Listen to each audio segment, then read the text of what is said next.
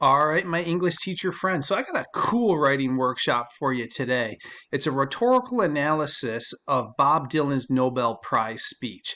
And I'm going to throw a little twist in this one as well and show you something that I call the button test. And the button test is just a really unique way to make sure that students stay cogent in their line of reasoning. So to make sure that line of reasoning is intact in the body paragraphs from start to finish. So I'll walk you through the whole thing and stay status quo.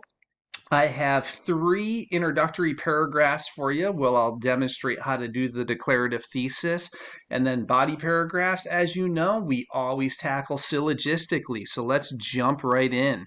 And my opening remarks are always the same. You got to Bob Ross your instruction. To get your students to write in the manner in which these samples read, you're going to have to get to your proverbial easel and canvas and position yourself as the expert writer in the classroom and paint with them over and over and over again. I'm a big believer in this.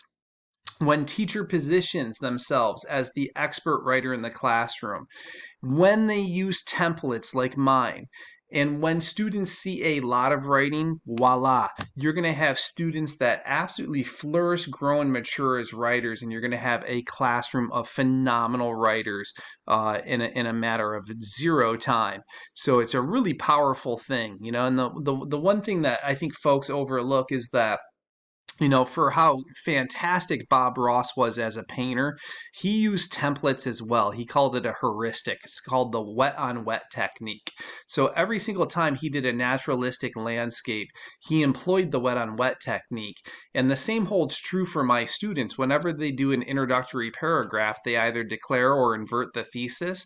And all body paragraphs, whether they do literary analysis, rhetorical analysis, argument persuasion, synthesis, and even research, it's always syllogistic. So the really cool thing about this writing workshop too, you can go check it out in my YouTube channel. For literary analysis, I decided to steal a page from the International Baccalaureate's curriculum guide and did some author studies of Kendrick Lamar, Bob Dylan, and Joni Mitchell, because they suggested that teachers, you know, bring in some lyrics every now and then into their instruction, and named those 3 singer-songwriters. So I have some stuff in my YouTube channel specifically focusing on Bob Dylan. He's one of my favorites. So if you want to do some literary analysis with Bob Dylan, head in there, and there's plenty of stuff to keep you engaged. So the first question is this: how do I write the introductory paragraph? And we know, because we're doing rhetorical analysis yet again, that we're going to declare the thesis.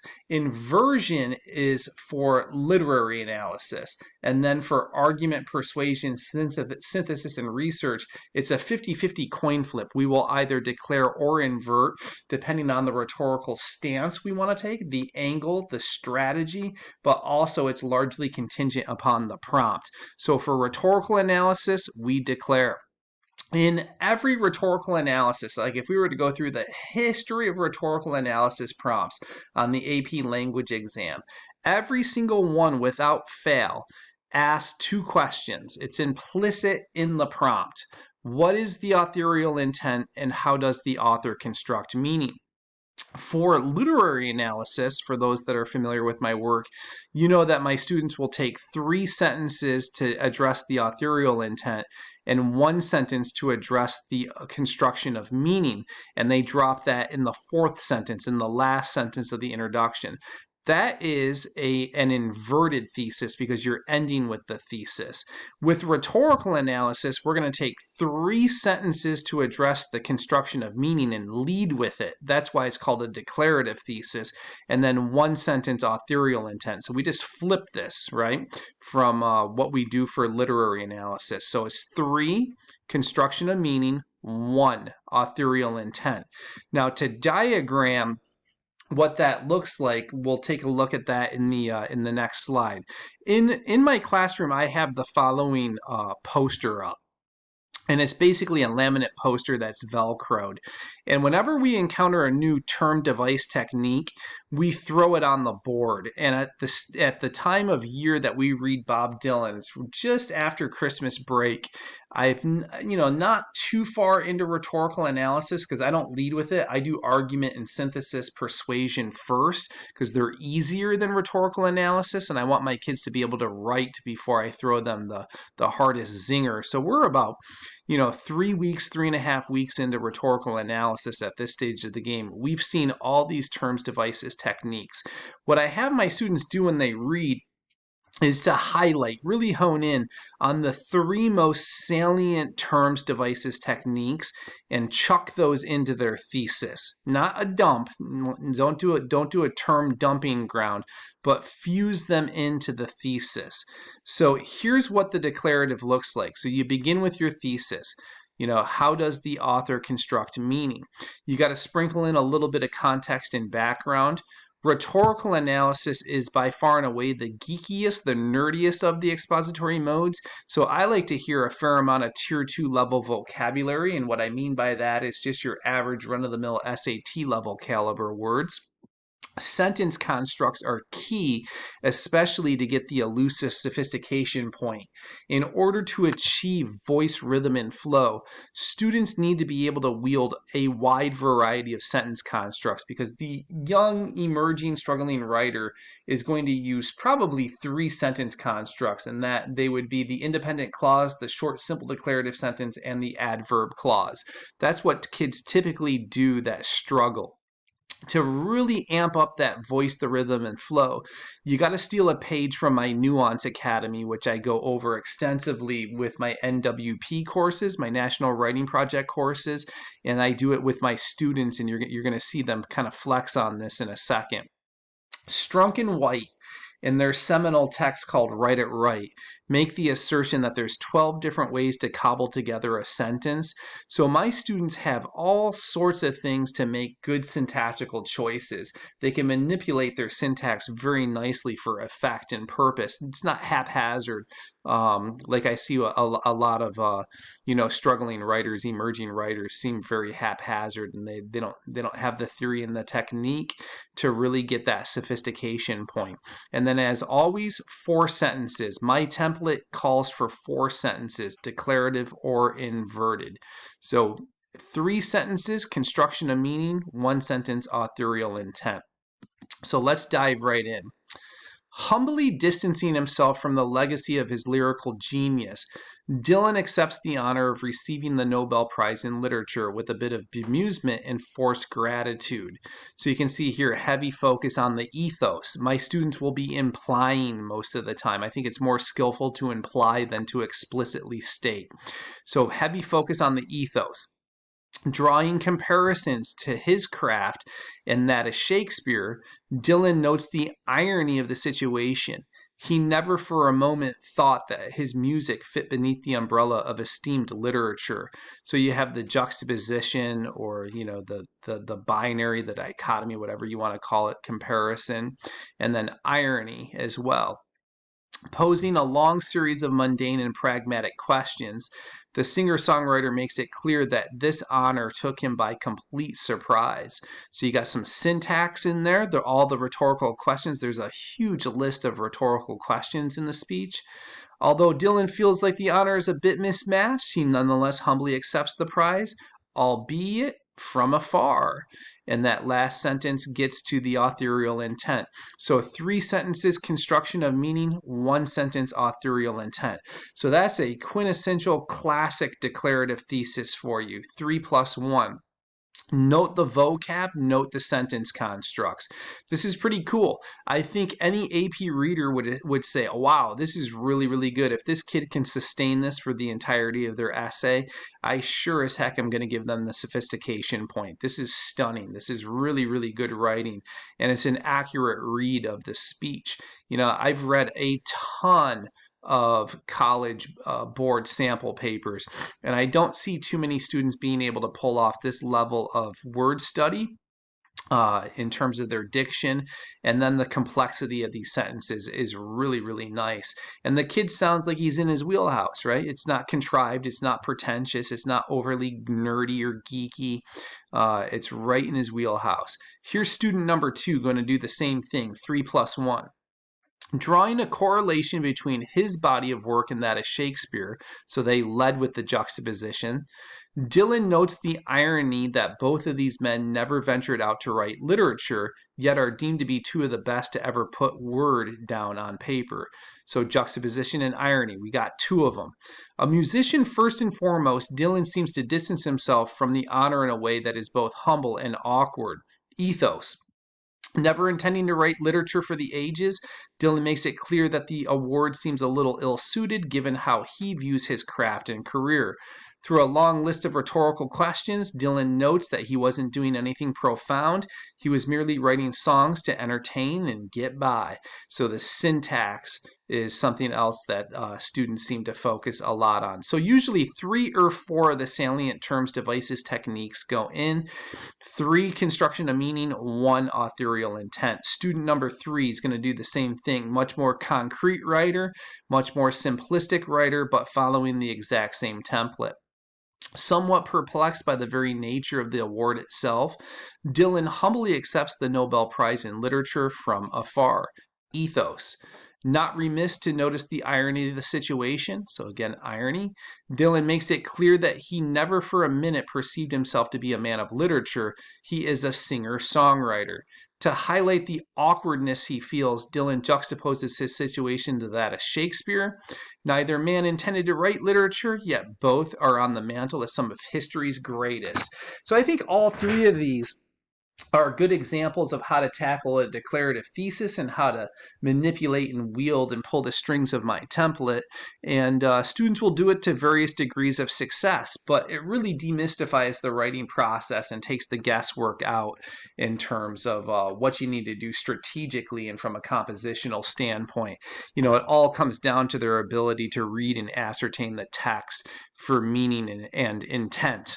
And that's the cool thing with templates, is that I can focus a lot on developing their reads and less time focusing on their writing, because it just becomes kind of instinctual and intuitive after a time. So the next question is this: how do I write the body paragraphs? And as always, we're going to go syllogistically, and as promised, I'm going to show you the button trick. So back in the day when I was a little boy, I would hang out with my grandma and grandpa. And my grandpa had a massive button collection, really cool button collection of like presidential icons. He had like elections going back to like World War I, but he had some cool hippie music stuff too going on with his buttons. And he had a ton of Bob Dylan buttons, Rolling Stones, Grateful Dead, the Beatles, Led Zeppelin. And I used to love to put these buttons on my jackets, my shirts, and my cool little 1980s hats. And as I was building these Bob Dylan workshops, I was like, oh, yeah, the buttons, show everyone, show the teachers, show the students the button trick. So that's what I'm going to do here. So I'm going to give a cursory overview of the syllogistic method, because I'm assuming most of you are familiar with my work. And those that are new to me, just know that you can go into my YouTube channel and take a deep dive into deductive, inductive reasoning, all things syllogistic method, all things Aristotle. There's tons of stuff in there. So just as a flyby, let's give a history of the syllogistic method. It's rooted in the Aristotelian tradition. Aristotle ran a school called the Lyceum, and the rich town boys would go there to learn about oration, polemics, debate, wordsmithing, word wrangling, and they'd often throw out these big, juicy, essential questions like, what is justice? And some of you might be familiar with the work Plato's Republic, in which that's the anchoring question of the text. What is justice? So these great scholars, these great philosophical think tankers would step to the proverbial mic and they would drop their definition of justice. And Aristotle noted that the really good thinkers, the really good orators, had a mathematical, computative approach to their argumentation. And he said, aha, I got it. They argue syllogistically, which is basically this mathematical formula here that houses logic. So the first premise, second premise, conclusion is what comprises a syllogism. You know, in rhetoric, we call it logos. So first premise, arsenic is deadly. Second premise, my dog ate arsenic. Conclusion, my dog is going to die. When students write, we want them to be this cogent, this bulletproof, but the fact of the matter is they are not. And if we get into College Board sample papers for rhetorical analysis, we'll see students oftentimes just present the second premise. And that's why they read so plot heavy, where a rhetorical analysis really is not a rhetorical analysis. It becomes a plot synopsis. It becomes plot analysis. So we need to make sure that all three parts are here, and the button trick will get us there. So if we take that template, that heuristic of the syllogistic method, and morph it into a template for the purposes of constructing rhetorical analysis, the first premise is going to be an argument containing terms, devices, techniques. This move always takes 3 sentences, and I'll model that for you in just a second. So the first premise is always going to be 3 sentences.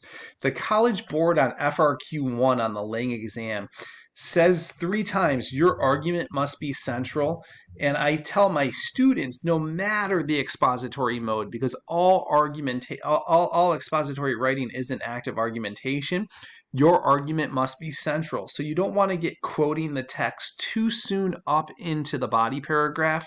Otherwise, you're going to lose the centrality of the argument. So I like 3 sentences. Second premise, teeter-totter balance the quoting and the paraphrasing in the form of the textual support. The conclusion of the body paragraph, and I want to emphasize that. Body paragraphs need conclusions. Body paragraphs need conclusions. So you're going to see my students conclude with links, promises, and echoes back to the prompt and the thesis statement. All of this takes 10 sentences about, okay? So they take about 10 sentences, hard cap at 12 as far as this goes. So you can see here I've placed my buttons down next to the promises I'm keeping to sustain my line of reasoning. So this one's loaded. Typically, students would drop 2 or 3 buttons for a promise. This is just a demonstration. It goes over the top. It's probably on steroids a little bit, but you can see how it rolls. Sentence openers as far as the template goes. Students steal this from me most of the time, right from the onset. Your students can steal it as well. It cues the reader into knowing that you have a sequence, that you have a chronology, and you're going to go in a systematic way through Dylan's speech. So right from the onset. And again, first premise, 3 sentences long, drop the terms, the techniques. So what does Dylan do first, second, third, fourth, right? So here we go. Right from the onset, Dylan gets to the heart of the irony of the situation. He's a musician, not a writer of literature. So the very first button is going to be put next to irony. We know that the student is going to have to quote and or paraphrase to analyze that irony. Humbly, that's basically his whole ethos. Humbly, he creates a correlation between this sentiment and the fact that Shakespeare found himself in a similar situation as a dramatist. So the correlation's marked by the green button. We're going to need quotes and or paraphrases to show that correlation. To illustrate this discordancy, he surmises the rhetorical questions that artists in his shoes must ask when presented with such a curious honor. And the sentence structure also reflects this bewilderment. So the syntax is going to be represented by orange and purple. Okay, so now as we move into the second premise, we need quotes and or paraphrases for all of these colors. Blue, irony, red, ethos, green, correlation or juxtaposition, syntax in terms of the sentence structure and rhetorical questions, orange and purple. So fourth sentence begins the second premise, and my students transition with this word. And again, they steal this from me immediately because you got to tie it back to the right from the onset. So you don't have to go in order. You don't have to go blue, red, green, orange, purple. It just all has to be there, but it is good to have a sequence. So let's see where we go here. Immediately, Dylan humbles himself by asserting that the surprising news took him more than a few minutes to properly process, because just like Shakespeare, the thought that he was writing literature couldn't have entered his head. So one of the things my students do well is their quote transitions and their embedded quotes. If you simply take 5 words, a minimum of 5 words, and put it in front of the quote and keep the quote small, it should sound conversational. And you can see this student has 1, 2, 3 quotes in one sentence. Holy sign of sophistication. Not a lot of kids do that in the writing that I see the College Board put out. That's really sophisticated, and it's pretty cool. So we got the ethos and we got the correlation. We have quotes and or paraphrases. Just as Shakespeare is a dramatist, Dylan is a singer-songwriter, yet both men are championed as being great writers of literature. So now we're transitioning back to the irony. That was the blue button. Let's keep the teeter-totter balance of the quoting and the paraphrasing. This curious fact is accentuated in Dylan's frequent use of short, simple declarative sentences. Almost like a chagrin, Dylan notes the fact that Shakespeare's words were written for the stage, meant to be spoken, not read. And in making this juxtaposition, Dylan is implicitly calling into logic the fact that his music is intended to be played and heard, not read like a classic work of literature, right? So we're all into analyzing that short, simple declarative sentence and the irony together. Never for a single moment did either man intend or set out to pen great works to be read. Instead, Dylan surmises that Shakespeare must have been asking questions like, where am I going to get a human skull, and are there enough good seats for my patrons? So why did we quote that? Because we promised you that. Orange is rhetorical questions. We got the rhetorical questions. Right? These questions are at the heart of the ethos of a great dramatist, just as great musicians might ask, am I recording in the right studio, and or is this song in the right key? So we are at the end of the second premise here. We don't want to go over 12 sentences typically. So we have enough red, green, blue, purple, and orange, right? We've kept the promise of our first premise. The conclusion, you just link it all back to the prompt and the thesis. And it takes like 2 or 3 sentences. Quite clearly, Dylan feels like the honor is a tad mismatched. Yet, however, he's gracious enough to accept it with utmost humility. Even though he feels like what he presumes Shakespeare must have felt, he nonetheless knows that he is in good company. And that took about 12 sentences. And that's a great way to sustain the line of reasoning.